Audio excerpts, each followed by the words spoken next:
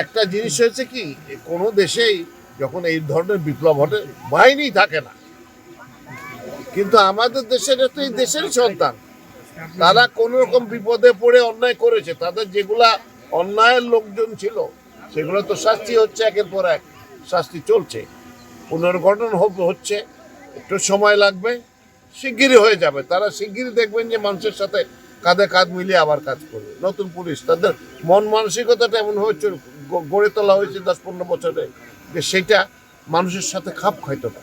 এই জন্য তারা একটু ভয় আছে, এই ভয়টা কেটে যাবে, বেশি দিন লাগবে না, এটা শিগগিরই হয়ে যাবে।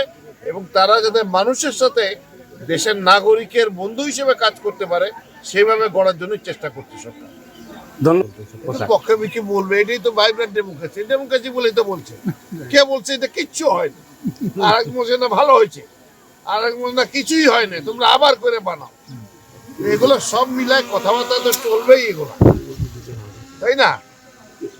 আমরা তো ওই যে একটা ছবি আছে না, মুখ চেপে ধরছো পুলিশ, এখন তো আমরা তো মুখ চেপে ধরছি, দেখো সরকার তো মুখ চেপে ধরা পছন্দ করে না, সরকার চায় বলুক সবাই। তারপরে সব মিলাই আমাদের দেশের আর্থিক অবস্থা সবকিছু বিবেচনা করে সুন্দরভাবে যাতে হয়, আস্তে আস্তে সেটা হবে ইনশাআল্লাহ।